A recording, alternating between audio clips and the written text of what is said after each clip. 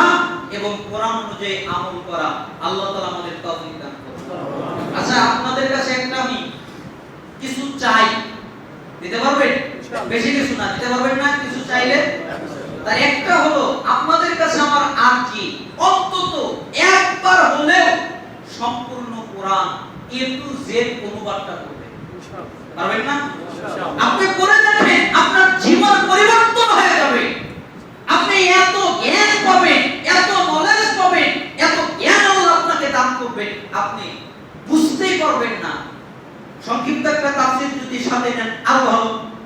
যেমন বাংলা ভাষায় পাওয়া যায় তাফসীর আহসানুল বায়ান, পড়তে পারেন। তারপরে পাওয়া যায় ফাতহুল মাজিদ, বাংলা ভাষায় পড়তে পারেন। তাফসীর আবু বকর জাকারিয়া, এগুলো ছোট ছোট তাফসীর।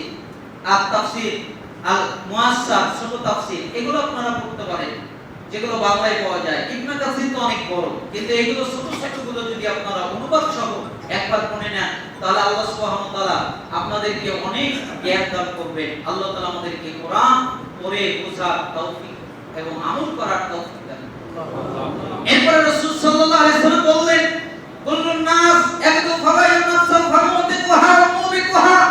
প্রত্যেকটা মানুষ সকালবেলায় উঠে তার নিজের আত্মাকে ক্রয় বিক্রয় করে, হয় সে লাভবান হয়, না হলে সে ধ্বংস হয়। কিভাবে? সকালবেলা যখন ঘুম থেকে ওঠে তখন তার নিজের নফসকে, তার আত্মাকে সে নিজেকে বিক্রি করে দেয় দুই জায়গায়, হয় আল্লাহর কাছে, না হলে শয়তানের কাছে। যখন আল্লাহর কাছে বিক্রি করে দেয় তখন আল্লাহর সমস্ত আনুগত্যমূলক কাজ করে, এই কারণে আল্লাহ সুবহানাহু ওয়া তাআলা তার উপরে খুশি হয়ে যায় আর সে লাভবান হয়। আর যদি আল্লাহর কাছে বিক্রি করে না দেয়, তাহলে শয়তানের কাছে বিক্রি করে দেয়, তাই তার চাল চলন সবকিছু শয়তানের মতো হয়, এই জন্য সে ধ্বংসপ্রাপ্ত হয়। এজন্য রাসূল সাল্লাল্লাহু আলাইহি ওয়াসাল্লাম বললেন, প্রতিটি মানুষ সকালবেলা উঠে নিজেকে বিক্রি করে দেয়, হয় লাভবান হয়, না হলে ক্ষতিগ্রস্ত হয়, ধ্বংসপ্রাপ্ত হয়। এজন্য আমরা লাভবান হওয়ার চেষ্টা করব। আল্লাহ তাআলা আমাদেরকে তৌফিক দান করুন।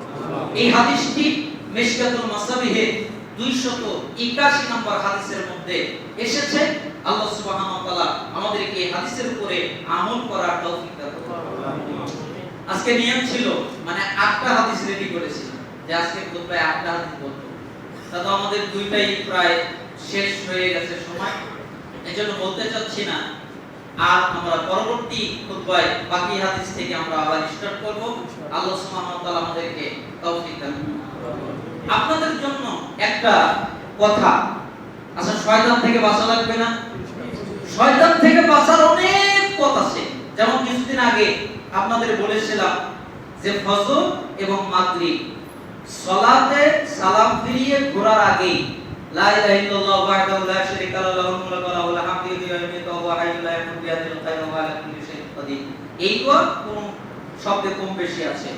এই দোয়াটা যদি পাঠ করা হয় 10 বার, তাহলে ফজরে পড়লে মাগরিব পর্যন্ত, আর মাগরিবে পড়লে ফজর পর্যন্ত আল্লাহ অনেকগুলো নিরাপত্তা দেন। তার মধ্যে একটা হলো আল্লাহ তাআলা শয়তান থেকে রক্ষা করেন। এরকম আরেকটা দোয়া আপনাদের শিখিয়ে দিচ্ছি, আমার সাথে বলেন, আউযু বিল্লাহিল আযীম ওয়া বিওয়াজহিল কারীম ওয়া সুলতানিহিল কাদীম মিনাশ শাইতানির রাজীম। ছোট একটা দোয়া। এই দোয়াটা কিন্তু মসজিদে ঢোকার সময় পড়তে হয়। আমরা মসজিদে ঢোকার সময় কি করি? আল্লাহুম্মা আফতাহলি আবওয়াবা রাহমাতিক। এটা আপনি পড়লেন, তারপরে এই দোয়াটা পাঠ করে নিলেন, আউযু বিল্লাহিল আযীম ওয়া বিওয়াজহিল কারীম ওয়া সুলতানিহিল কাদীম মিনাশ শাইতানির রাজীম। রাসূল সাল্লাল্লাহু আলাইহি ওয়াসাল্লাম বললেন, কেউ যদি এই দোয়া মসজিদে ঢোকার সময় পাঠ করে, তাহলে শয়তান থেকে তাকে নিরাপত্তা দান করা হবে। অর্থাৎ আল্লাহ সুবহানাহু ওয়া তাআলা তাকে শয়তান থেকে নিরাপত্তা দান করবেন।